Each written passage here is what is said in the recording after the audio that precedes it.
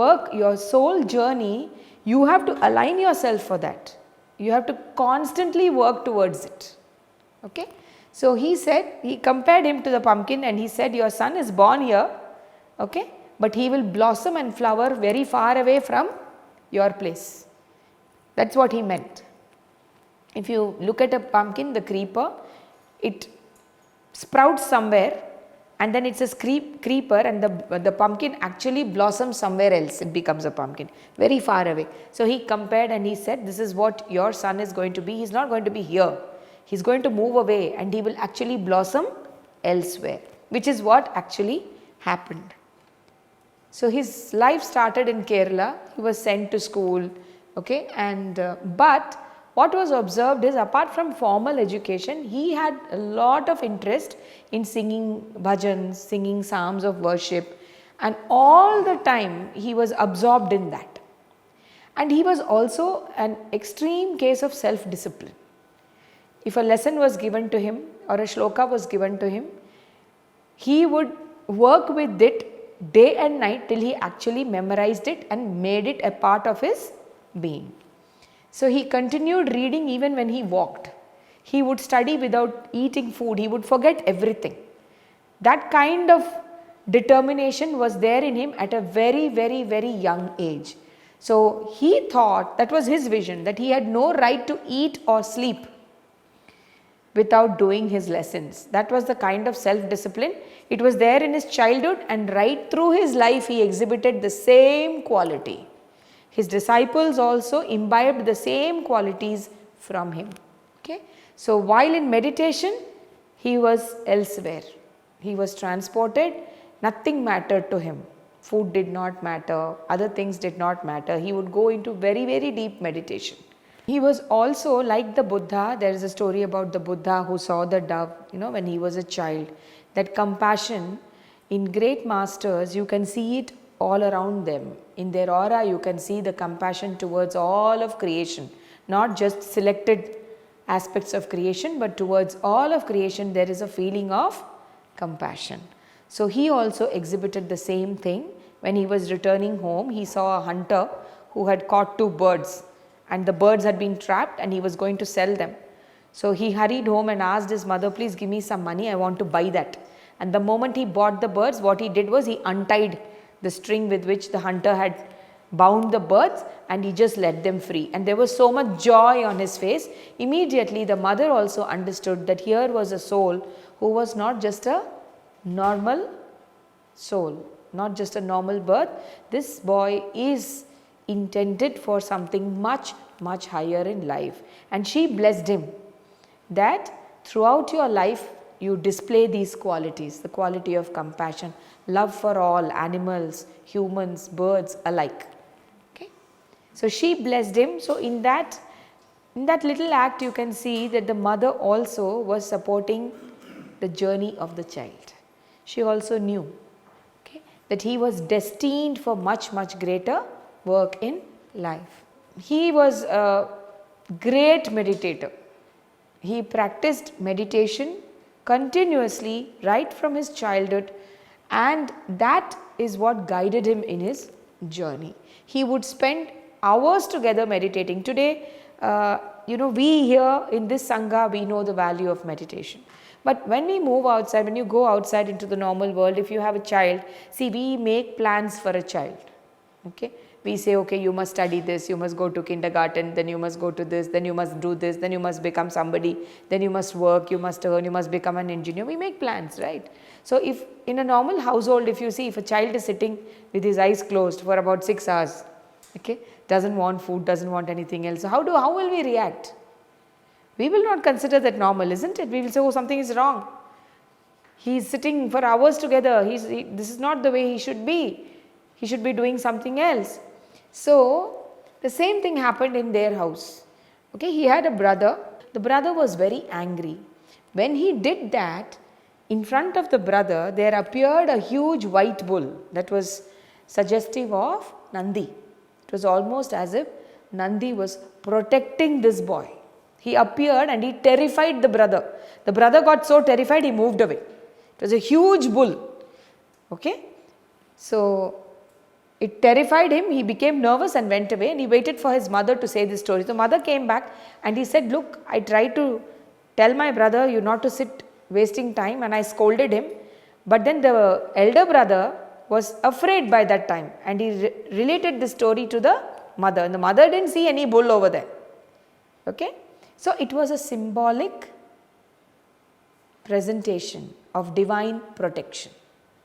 Okay?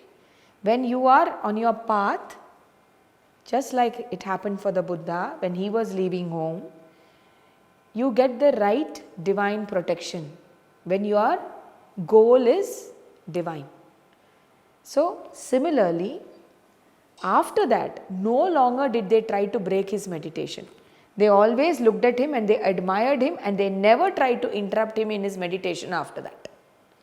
So it was almost like a divine symbol coming there to say that this boy, leave him alone.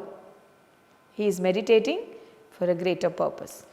So at that point of time, when he was a young boy, something else was happening in Kerala and across the country, and that is there was a lot of superstition, there was a lot of social discrimination happening, many evil practices were happening, and many social reformers were also working to do away with these evil practices. Okay?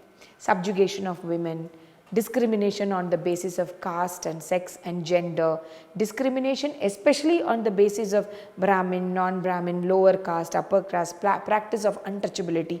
All this was almost at its peak at that time. Okay? So at that point of time, Kerala had given birth to another very, very, very great master, Sri Narayana Guru, and he is known for his work against social discrimination. Okay? That was the aim and purpose of his incarnation. Okay? So he was a great Sanskrit scholar, and social discrimination at that time was almost, it was right on top there. It is not like it is now. Even now there is practice of social discrimination, but we have come a long way ahead because of great people who have worked for it. But at that point of time, Kerala was also under the clutches of this kind of discrimination. So his sincere effort to do away with social discrimination, and he was regarded as a great master, people worshipped him. He had his disciple, he established an ashram in the name of Narayana Guru, which still exists, Sri Narayana Ashram. Okay? And this was near the place where Velappa was born. Okay? So in this particular ashram, it was the knowledge of self or Brahma Vidya that was disseminated to all the people. This is just a background. So Velappa, after his preliminary education, formal education, he went to Narayana Ashram as a student with the blessings of his parents. Now Velappa himself had one great desire, and that is to master Sanskrit. One of the missions of his life was to master Sanskrit and to disseminate Sanskrit to his followers. He was, even when he was told to learn English, he refused, and he said, I want to master this beautiful language Sanskrit, because it contains the essence of divine communication. That is what he felt, and he felt that it is essential for every Bharatavasi to be in touch with Sanskrit. His teenage years and his young years, he spent a lot of time mastering Sanskrit.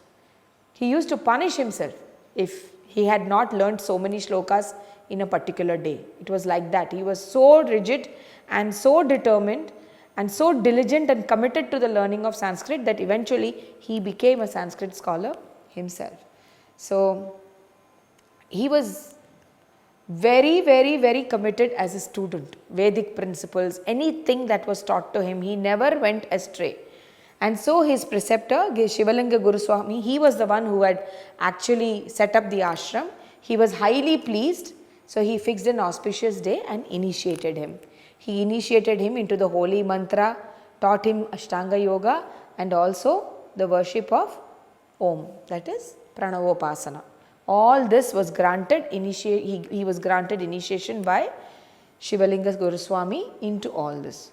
And the moment he received his Diksha or his initiation, he began to engross himself in appreciating the teachings of the Bhagavad Gita, Upanishads, Yoga Vasishtam, all the scriptures, all the holy works, all the great works of our culture, all the scriptures, he started mastering them. And then he went and met Sri Narayana Guru himself, in whose ashram he was a disciple.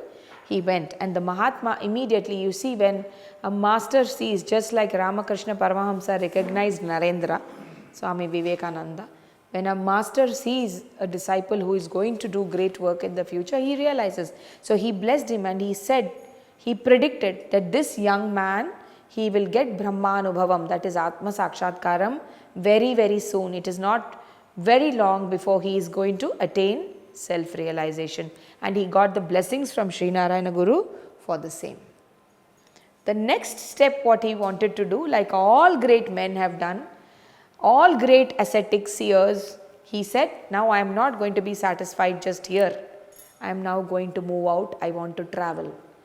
And I want to enrich myself with experience of traveling. So he said, I will leave my house. I want to step into the wider world for my experiment with truth.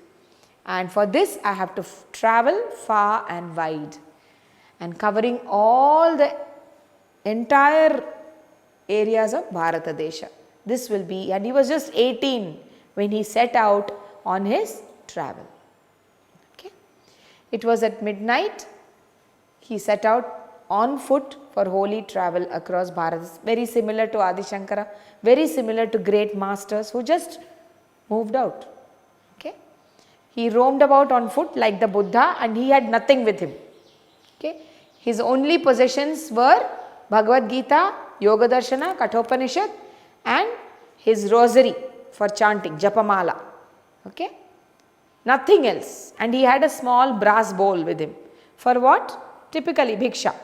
Just, and when we did Dattatreya, okay, we learned Datta also was an Avadhuta. He just walked around like that.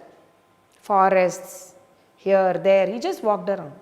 He did not require anything permanently. Permanent possessions were not at all part of the psyche. He did not want it. Begging bowl, as and when you need, you go beg, have your food and do away with it. So that's all that he had with him. In today's time, sitting in this comfortable room, we cannot imagine a life like that. Can we? We cannot imagine. I mean, okay, fine, you know, the desire for realization is also very deep in you. But would you be able to imagine just moving out and, you know, walking the length and breadth with nothing in your hands? There are many things holding us back, isn't it? But, and you may feel, what if we could do that? Maybe realization would come a little earlier if you could actually let everything go and then just walk away and, you know. But are we really required to do so is the next question. Not absolutely. When we read about such masters, we take some things from them. Okay. Today, in this time, are we really required to do that, to gain that self-realization, to gain enlightenment or to gain inner awakening? Not necessary. Where we are, as Dr. Newton always says, wherever you are right there. Existed. What did he do and how did he achieve his goal? So it's interesting when we go through the lives of such people and we see what they have gone through and what we can take away. What is our biggest takeaway from this, from the life that we are reading about or learning about right now? So he would go to all the Punya Kshetras, and it was not easy, not like we travel today. We book a cab, we have rentals, we have ACs, we travel in we have to go to Tirupati, the most comfortable way, the best darshan. It was not, that's not the way they did it. Okay? No sandals, nothing, hardly with 2 books and 1 Japamala and 1 Bhiksha bowl, and he went all over the country. Every Punya Kshetra, every Tirtha. Okay? His vessel was made, this is interesting, it was a metal brass bowl. Okay? Now, when he was meditating, he felt even that was a disturbance. So, you can see the level of spiritual awareness that was already inbuilt in him. he said, this is a disturbance for me. I don't even want this. Because I have to think about it, that it may get stolen. When I open my eyes, somebody may steal my brass vessel and go away. Right? So then one fine day he decided to do away with that, and he said, I will take that empty coconut shell, that is enough for me. So even that he gave away as a, in Gokarna, when he went to Gokarna for his journey, he simply let it go in the river, and he said, I don't even want this brass bowl. Even this is a limitation, it's a disturbance for me in my meditative practice. Because my mind goes there. When I open my eyes, is it going to be there or not? So I don't want even that to come in the way of my meditative practice. Length and breadth of the country, and wherever he went, some places he would chant the Brahma Sutras, some places he would sit and chant the Gita. He had holy darshan, went to almost all the spiritual power spots in the country. And when he went to the Himalayas, the Brahma Kapala, he trekked, he walked. Okay?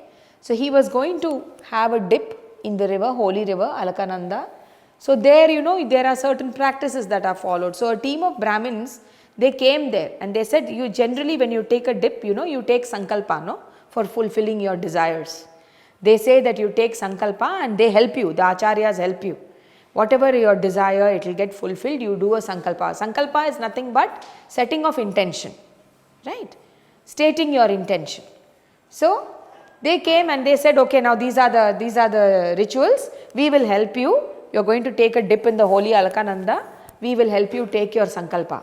Immediately he said, he did away with them and he said, I don't want any chanting based on desire.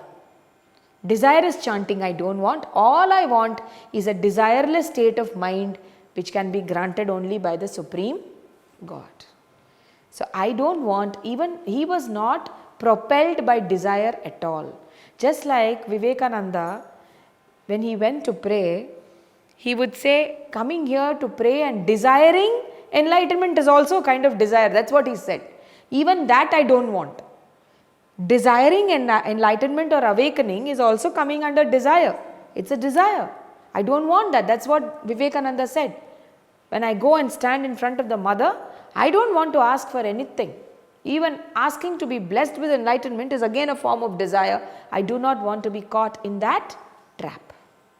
Okay. So this is the state of mind or state of being that he was in at that time. After that he went to Rameshwaram, he went to Kashi. The biggest learning I personally received from this master is a feeling of oneness that had permeated him right from the beginning. He already knew, and as much as we all know here sitting now, although outwardly we move because we are propelled by other things. We are propelled by karma, we are propelled by the three gunas, but the moment we rise above all that, he was already a gunatita, he was already above all that. He had transcended those limitations. He saw himself, he saw the self in everything around him, not just humans. He saw himself, the God, in every little thing around him, the living and the non-living, the animate and the inanimate. So he had already reached that stage. So he went to Rameshwaram and Kashi and he made there, you make offerings for your ancestors. Where you go to Kashi and Rameshwaram, you pray for the deliverance of your ancestors, your parents, okay. So Prayaga is noted for that. But what did he do? He went there and he offered Tarpana for all of humanity. He didn't offer it just for his family line. When he offered Tarpana, he said, he requested, Lord, please take into yourself all the beings who are there in Pitruloka. Please don't discriminate. Take everyone into you. Give them all moksha. He didn't seek for his own moksha. He prayed he did a tarpana for all. We can't, it's unimaginable for us. All the time, we are very narrow. Reading a sentence like this immediately widens our own horizon. That such a thing is even possible. Okay, we conduct rituals at home, isn't it? We conduct Shraddha ceremonies, depending on which religion we belong to. We all have certain rituals we follow, and we pray for our ancestors, the family lineage, whatever, right? But he was not like that. For him, the whole of the universe, the prapancha had become his. He had already understood that, and he goes there, and it's a very moving thing to even imagine such a thing happening. Offering tarpana and requesting the Lord to take in all the beings who are there in Pitraloka waiting for moksha, for liberation, for deliverance. So he said, please don't discriminate, dear Lord. I pray not just for myself, but for every being who is there awaiting deliverance. Take them and absorb them into your great self. This is what he prayed. So this gives us an idea of what he actually stood for. Now, he had already decided that for him it was selfless service, that was his goal, service to humanity and helping human beings to come out of ignorance and move into the light, right? Tamasoma Jyotirgamaya, that was his goal, that was his final purpose. So he went there, he went to Gogarbha cave, and he said, I am going to sit here and meditate, and it was going to be a very ardent, very austere practice, very hard practice, not just meditating, getting up, no. He had prepared himself, and he said that my goal is to sit here and do tapasya, very intense tapasya, okay. And then he prays, and what is his prayer again? It's a very, very beautiful prayer. He says, He Dayalo Samadhi Yogasya Parasya Nishtha Sarveshu Bhuteshu Samatva Buddhi. He is asking, bless me with the power of seeing everyone as the same. That is his prayer. Okay. Compassionate soul, I long for thy sanction of the following qualities. Give me, let the grace be showered upon me. And for what? I need complete renunciation from worldly desire. I am pining and yearning for wisdom. I want to attain the highest level of concentration to unite my soul with that of yours. And grant me the willpower to attain that. Grant me, because nothing can happen without divine grace. Isn't it? What do you need? You need grace to move ahead in your journey. And he says, let me be in a position to mete out equal treatments to all beings. Sarveshu bhuteshu samatva buddhi. Towards everything, let me have the same attitude. Let me be non-discriminating in nature. I am very curious, when will you grant me? Like a child, he was asking God, when will you grant me this? When will you give me these qualities? This is all that I want. This is all that I am here for. Okay. Now, he was sitting in a secluded cave and he was meditating. But he had actually come to Andhra. He had travelled to Andhra, right? He belonged to Kerala. He did not know Telugu. He was not well versed. He knew only Malayalam. So they came and they started calling him, because he came from Malayala Desha, they started calling him Malayali Swami or Malayali Swami. That's how they called him. And although his name was something else, the term Malayala Swami stuck throughout his life. He was referred to with great love. He was called Malayala Swami throughout his life. And in Tirumala, when he came to visit Tirumala, there he continued his spiritual practice of deep meditation. He did not even bother about a meal. Somebody would come, give him a meal, something to eat, and he continued his spiritual practice. And soon his popularity started. It happens, people started saying that there is a great saint here, okay. And he granted pilgrims darshan, and slowly he started picking up Telugu. Mostly somebody would translate it for him, okay. And then he again left that place and again started roaming, and he would not stay in a particular place for a long time. He went and visited many tirthas. In Tumburu Tirtha, actually there is a lot of incidents on his life which we can share. It will probably go on for a whole day. and many miracles, many beautiful incidents of his life, which I have not actually put here, but if you can read up about him, I would be very happy. Read up about him and you'll get a lot of insights about not only just his life, but your own life. So, this is little incidents which can, one day he was on his way to take a bath, he had gone to Tumbura Tirtha and there appeared a live tiger, because those were not days of this kind of progress and development. Okay. So, immediately his thought was, oh, God has appeared to me in the form of a tiger. Look at ourselves, would we react like that? Not really. It is not easy, isn't it? So, he stood there and he said, definitely you have appeared before me, you are the tiger. Okay. So, if you feel that this body is destined to do good things in the future and to help and serve humanity in the future, then you will spare me. Okay. Otherwise, I am ready, you can consume me. This is what he stood there and mentally transmitted to the tiger. Right. He said, if you feel, because you are a form of the Supreme, you are the creator, you have appeared before me in the form of a tiger. If you feel that I am fit and I should continue my journey of serving humanity, then you spare me. Otherwise, I am all ready, you can just consume and eat me. Okay. And he stood there praying to God, and the tiger simply stared at the Swami and walked back in the opposite direction. Okay. And we have seen this in the lives of many great masters, be it a tiger, a lion, a snake. Most of them, you see, we call Shiva Pashupati, isn't it? Why do we call Shiva Pashupati? Why is he addressed as Pashupati? The lives of these great masters teach us that differentiation is at a very low level, discrimination and differentiation.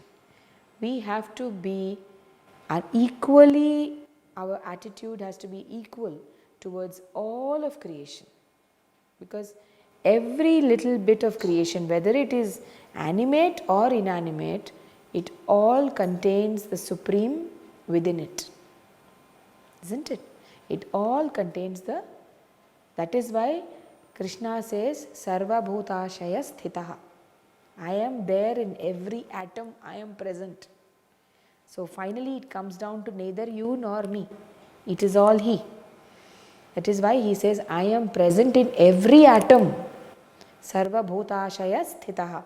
So that is why our primary goal should be, it is not about where we operate.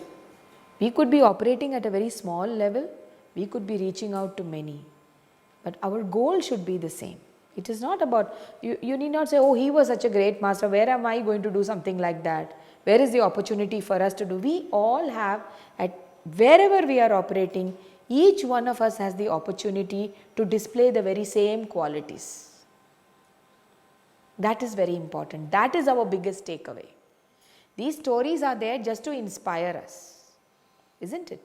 But wherever we are, however small our area of operation may be, maybe it's just within the family, maybe it's just within the confines of your workplace, maybe it is in your small sangha, wherever you have the opportunity all the time to keep your goal in focus and to work on these qualities. That is very important. Okay. So once in Sanskara Tirtha, he was addressing a group of devotees. So a very curious devotee, he asked him, why are you sitting here in this secluded place, in this lonely place, and you are doing meditation and tapas? Why did you, is it for darshan of the Supreme? What is your goal? Why are you sitting here and doing penance? So he said, gentlemen, I am not performing penance to be face to face with the Lord, not necessary. The Lord has granted His darshan to many devotees in the past. Okay, we find them in all the scriptures. He has granted the Vishwarupa to Arjuna. Okay, they are all ready for us to learn. So that is not the necessary. He is saying there is nothing new that the Lord can convey appearing before us again. There is nothing new. So that is not my goal. Okay, there is nothing new that the Lord, He has given His darshan to many devotees. So his lessons are already there for us to learn, whatever he has taught. So that is not my objective. Then is it for deliverance? Is it for moksha? Is it for salvation, nirvana? What is it? He said, deliverance is inbuilt for every soul. It is already there. We are not under bondage. Now here comes the catch. All of us are operating with the feeling that we are under bondage. In daily life, we feel we are in some kind of a prison. The moment we realize that we are not under bondage, that we are not bound by something, these are all self-created. We are actually free, magnificent, liberated beings. We are actually in the fold of Brahman. It is just for us to work towards that realization. Somewhere along the line, we have slept. That's why we call it awakening. Why do we call it awakening? Right? We need to awaken because currently we are in a sleep state. We've forgotten. So we need to awaken ourselves to the fact that deliverance is already inbuilt. It is inbuilt for everyone.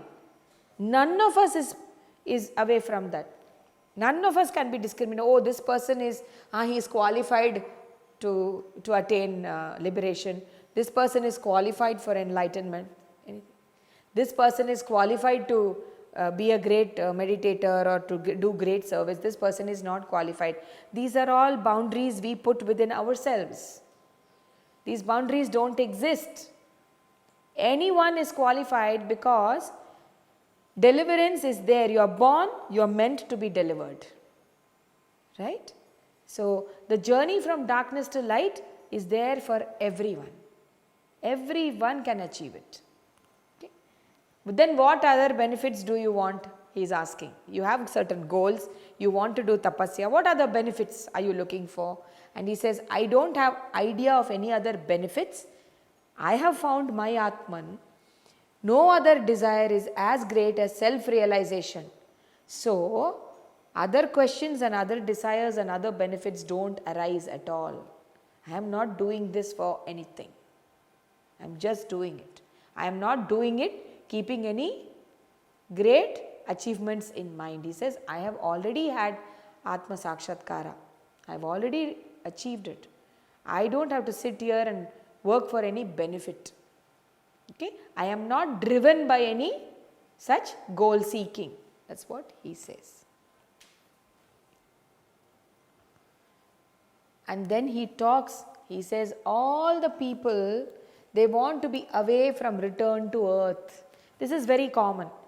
Okay, somehow this is built into us that we need to be delivered from this vicious cycle of birth and death. But birth into this planet is a very beautiful thing. We need to seek to come back. And we do anyway. Okay? All the time we talk about this existence here as a big burden. Okay? And we have to move away from here. And we should not come back. These concepts that are preconceived notions that we have, they themselves are huge obstacles in our journey. So he says, I pray to God to grant me rebirth. Why? Because I ask for relentless darshan of the Lord. I should do away. And why does he want to come back? Because he says, people on earth, they are facing many obstacles. They are facing many obstacles. So every time the Lord gives me an opportunity to come back to teach others to attain their own enlightenment and awakening and Godhood, I would like to come back. For this I need energy from the Supreme. Okay? So that I can come back here every time and help others to achieve this very same thing which I have achieved. Right? Deliverance of a single individual is not significant. That is very, very, very important. It is not enough that one individual has attained that state. Okay? I should work towards the attainment of the goal to alleviate people from their state of ignorance. Me alone seeing the light is not enough. I must hold other people's hands and also guide them from the darkness to the light. That should be the very purpose for which I exist, and for that I need to come back, because I can work only in a limited confinement I can work. I can't do it for the whole world so I need to keep coming back, taking more people along with me into that state. So it's such a beautiful thought, such a beautiful thought. So he says discrimination should be put to an end. The annihilation of discrimination itself is deliverance. The moment you have come out of that state where you discriminate between yourself and others, or between two people or three people, or this being and that being, the moment that sense of discrimination has gone, you have achieved oneness, and that is deliverance. Once that seed of oneness is sown inside you, you can no longer think of two, you can think just of one. You see that one everywhere. Reaching that state itself is deliverance. What more do you need? So he says, the moment you realize that the universal soul dwells in every soul, this realization itself is a step for deliverance. To reach that state of samatva, we are all one. Okay? So for explanation of this spirit alone, I need another birth. He says, it's not enough, this one birth. In this one birth, I have achieved. And I can seek deliverance and move away and say, I don't want to come back. But that's not the right way. I want to come back. I want to help more people, reach out to more people and help them. Okay? People seem different moving about. This we see in the Gita. What is making each of us different? What is it that makes each of us move about in different ways? What is it? They do so on the basis of their original temperament, Prakriti Swabhava. Okay? The original temperament with which you come. Okay? You are coming with some baggage, right? And so we are driven by that. What do we call this baggage? We call it prarabdha, karma. We are driven by karma and we are driven by gunas. At all times we are under the clutch of gunas, whether it is tamas, whether it is rajas, okay, whether it is sattva. At different times we are propelled by these, and this is what makes each of us so different. Okay? But inherently none of us are different. They look different when they take up a particular action or karma, but guna and karma are not real. They are part of Maya. Okay? They are part of this web of earthly existence. He says they are not real. All beings are working towards the same goal. Their paths may be different. All beings are working towards the same goal. The speeds may be different.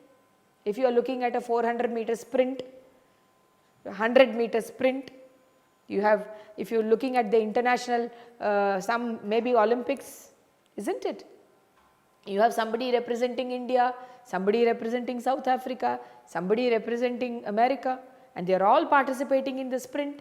The finish line is there, isn't it? Each one different color, different caste, different creed. The speeds are different. Maybe one reaches the finishing line first, he is awarded a gold medal, but all of them do reach the finishing line. You cannot stop and say, okay, now he has reached the finishing line, now you are not qualified. You can't do that. Everyone sprints at a different speed maybe, but the finishing line is available to all of us. So basically our actions are determined by something which is actually not real. We are all acting because we are like puppets. Okay, we are guided by certain things, we are propelled by certain things, but that is not the truth. The ultimate truth is all inbuilt in each one of us. The moment we click and connect to that ultimate, other things will fall off. Automatically it will fall off. So slowly from a Malayali he became a Telugu. Slowly, okay, and almost 12 years he spent in Tirumala, and he contributed greatly, being in Tirumala, travelling, and then he had to leave Tirumala, and his devotees, they started looking for a place where he could have his own station. So they found a place which is between Tirupati and Srikalahasti, and it was called the Yerpedu region, and they selected the place Kashibugga where he would reside, and that is the place where he established Vyasa Ashrama. I personally haven't visited, but now I am very much inspired to visit this place. because I am sure it's a great power spot. Okay. And a lot of good work he has done, which cannot be put into this presentation, but I would personally suggest please read up, because when I read up I was extremely inspired. The amount of good work that he has done is beyond imagination. Okay. So, another teaching is he took a lot of steps. In those days animal sacrifice was prevalent. He preached vegetarianism, he preached non-violence. Okay. He said killing of animals, consuming them, these are not fit attributes for a seeker. Okay. And his core curriculum was learning of Sanskrit. That was one of his biggest dreams, to bring all of Bharata Desha under the influence of Sanskrit, because he said it is a transformative learning that happens when you imbibe Sanskrit in its purest form. Most of his followers, those who were his disciples, most of them took up vegetarianism. They did away with eating non-vegetarian food. He also had another siddhi. Now siddhis are natural in your progression. Okay. But the greatest of masters never given to these siddhis. The ashta siddhis, everything comes to you. Okay. When you are a tapasvi, when your goal is ultimate, in your journey many siddhis come. But the sign of a true master, realized soul, is he does not get caught in these siddhis. These are traps. He does not caught, because then your journey stops there. So he also had such siddhis. He had the siddhi of curing people's diseases just by will. Okay. So many people used to come to him to get cured. This therapy was continuing. He was also becoming known as a great healer. But the Swamiji never desired to use his yogic power, and he said it's a very minor thing. After all, what is it? Healing people of diseases. This is not what I am here for. It's a very minor thing, because the body is anyway subjected to death.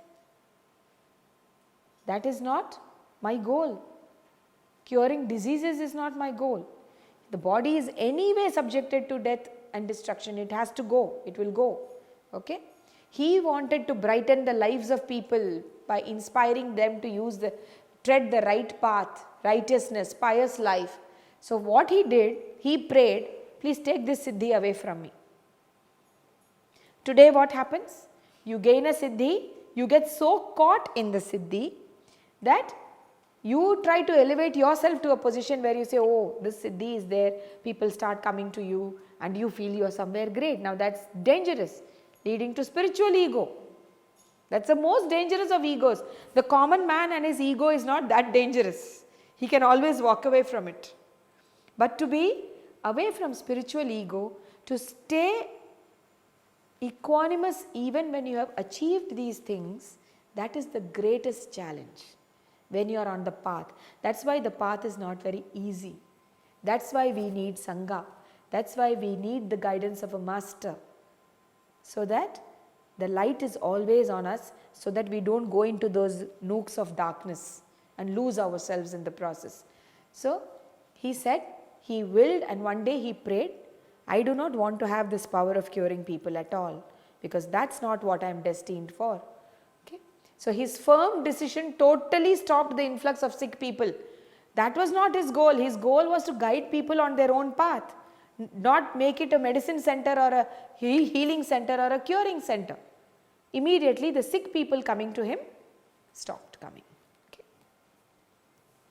And it became a seat for genuine seekers after divinity and the mumukshus, the true mumukshu, the person who is truly seeking liberation. It became a seat for that. The ashram became a place where such people came, not just with the goal of getting healed and going away.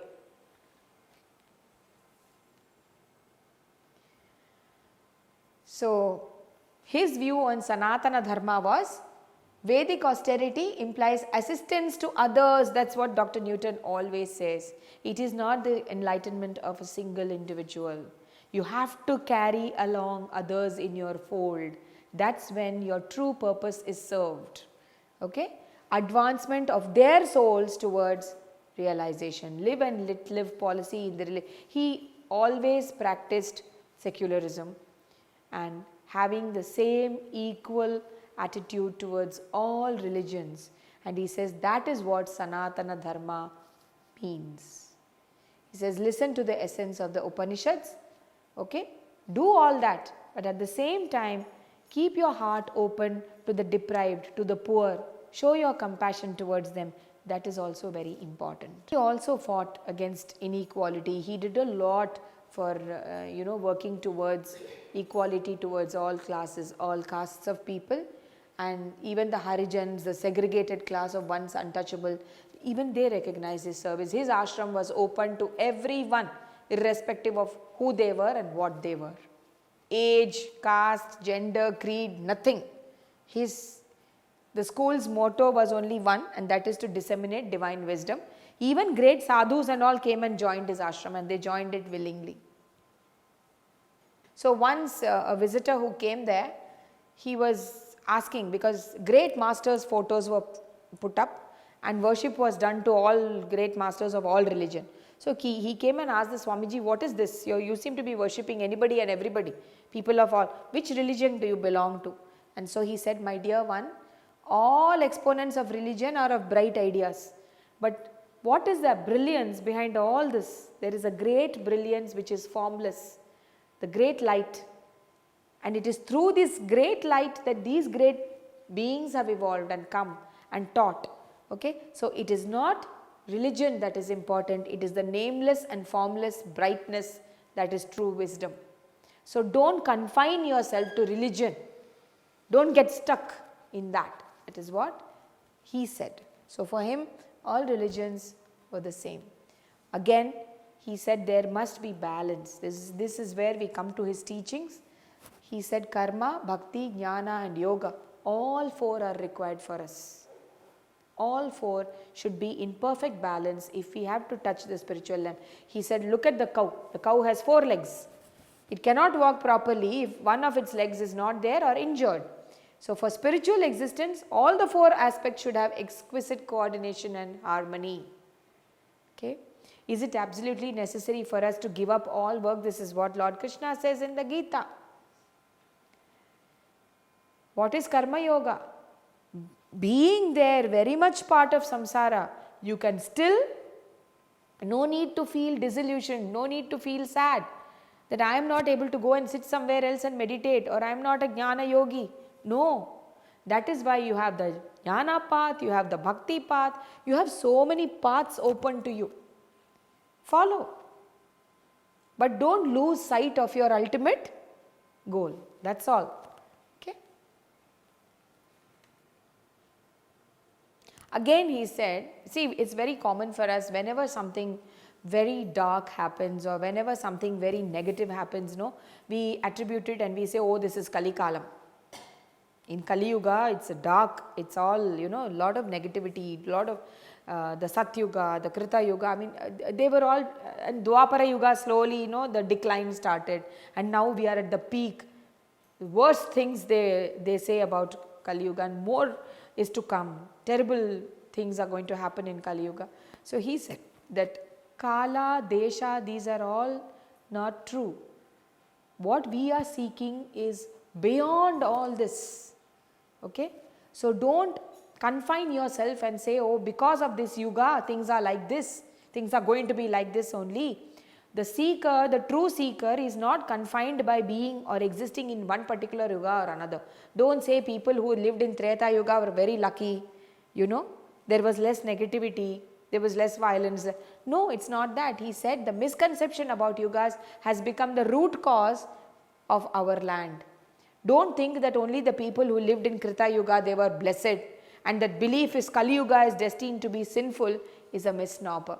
He says, whichever time you are born, whenever you are born, wherever you are born, you are always qualified to seek and achieve the ultimate. So don't make all these excuses, right? The fame or blame attached to a particular yuga remains unattached to time and desha. Kalam and desham, these are not prerequisites for I was born at this particular time, I was unlucky, or I am born in this particular place. These are not at all attributes to be concerned about, he says. Once the deep thing is stationed in your mind, that desire to seek and become one with the ultimate, then all externals are not important at all. Okay? Your efforts must continue as they should. So and then as part of his progressive attitude and his equality for all genders, he also established a Kanya Gurukula for women. Okay? And he said, it is my wish to see my pupils emerge as yoginis of repute, because those were times when women were subjugate. They were not, it was only men who went out, who learned the scriptures. He said, no, even the women are equally qualified. They are equals, and observing austerity, they should be intent on the knowledge of the soul, and they will be known as Brahmavadins. And it was Sri Dayananda, he advocated that women and non-Brahmins all should be given equal right for pursuing. There was a time when they said, oh, only Brahmin is qualified to read the Vedas and the Upanishads. Okay? But he said it is not so. Sri Narayana Guru also worked towards the same thing, and they said all are equally qualified. Okay? So, may all beings be happy. Sarve jana sukhino bhavantu is what the universal prayer of Hinduism is, isn't it? Loka samastha sukhino bhavantu. So he also said that non-living and inert bodies also should get their share of happiness and joy. What we consider as non-living is not really non-living. Is not, because it contains that seed of the universal supreme in it. So what we consider as non-living is actually not non-living. And he was so convinced that he called himself the well-wisher of all living and non-living entities. In his ashram, if a snake came, he said no killing of snakes, you have to just lift it and go and put it off in the forest. And he even refused to eat on plantain leaves, because he said once we were invited, and we were a group of sadhus who were invited to have food, and we had to walk through the orchards of that person who had invited us, and we saw that beautiful plantain banana plants were there, and it was lush and green. And then they offered us food, and when I was going back and I looked at the plants, they looked very sad, because so many banana leaves had been plucked out to offer food for us. And at that point of time it struck me that we have deprived the plant of its beauty and its existence, its right to live as a plant. So he stopped eating on banana leaves. He said, no, I don't want to do that. I don't want to hurt and harm the plant. Okay? And after that he refused, and even his instructions were, even when you are plucking a mango, please be careful not to hurt the plant, not to hurt the leaves. That was the kind of oneness that he practiced. He saw the universal supreme in everything.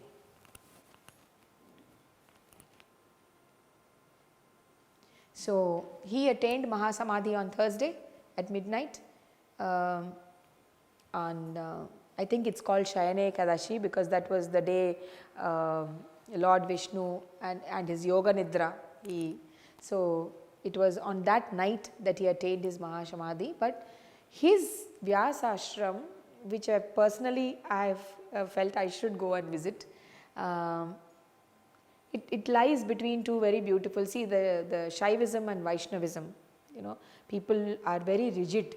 There are many rigid Shaivites and many rigid Vaishnavites, okay, one who believes in the supremacy of Vishnu, and the one who believes in the supremacy of Shiva as the embodiment of the Supreme. Now the beauty of this ashram, the beauty of the place and the location of his ashram is right in between both, the location. Okay? So that is why this ashram is noted for religious tolerance. Even today, unfortunately, this kind of religious intolerance is practiced. See, we feel that we are great practitioners of this or that, but we refuse to sometimes realize that we get caught in that very practice and we become very rigid. Okay? Flexibility, that is what Sri Datta taught us. You have to be like the water. The water simply takes the form of the container in which it rests. It's very flexible. We become rigid. Oh, this is right. The way I am doing this is right. This way is right. This way to meditate is right. This way to follow a ritual is right. That is rigidity. Okay? What we should work towards is flexibility. So, in fact, great leaders like Neelam Sanjeev Reddy, they all went and met him, took his blessings, and they even offered, they offered donations, they offered to better, but he refused. He said, no, I do not want, whatever I want, God will give me. I don't want to take donations from anyone. I do not, great chief ministers, they all went and met him, people from Andhra, people, but he simply refused. He said, no, what I need will come from above, because I am guided by the Supreme. And for my work, whatever I require, I do not have to ask. Thank you for your offering. He was very humble. And he said, but no, I do not want to accept anything. Okay? And many great people have gone and met him, taken his blessings. I think it is 1962. Yeah, 1962. So, and I think we should all sometimes make an effort, because when I was reading up, I was very deeply inspired. There is very little I have put here. There is a lot more about his life and his teachings, which are so much to learn. Many, many incidents of his life. These are some of the books. Those who are well versed in Telugu, please, and the most famous is Shushka Vedanta Tamo Bhaskaram. That is his most famous. And actually he did a lot of work. He was an author himself. He brought out many journals. He used to conduct many religious conferences. He used to call people, he used to call scholars, and on certain dates, auspicious days, on Purnimas, he used to conduct religious conferences, debates, and his goal was to disseminate knowledge to as many people as possible and to plant that seed in them so that they could work towards their own realization. And even Ishwara Kripa, there are translations also available, but these are some of his Grihasthashrama Dharmam. When he opened the Kanya Gurukula, he said that there are 2-3 ways. It is not absolutely, you can stay here, you can live as a brahmacharini, as a yogini, and you can practice penance and austerity. But you can also do it as being a householder, being a housewife. You can still achieve your goal. Okay? What you need is self-discipline. He was a great advocate of self-discipline. There are stories where he used to punish himself. If he used to move away from the path, he used to punish himself. He used to observe all the vratas. That was his method. Okay? Ekadashi vrata, everything he used to observe. Whatever he was taught, he observed it with single-minded devotion. So what we learn is, it is not the path, but it is our commitment to the path that is more important. It is not the path that we have chosen, but it is the commitment to our path. Every day that longing, it should come up, that longing. You should not lose sight of that. Once that is there, grace will descend automatically. Isn't it? They say when the student is ready, the master appears. Okay? And once the master has come to guide you, then what you do is, you commit to yourself and seek that with single-minded yearning. That longing should be there. It should be a longing like a child longs for its mother. When the mother is away, the longing of the child for a mother is so intense and so deep and so pure. It is that kind of purity that must come in your service, in your commitment to your goal, your commitment to your desire to reach the ultimate.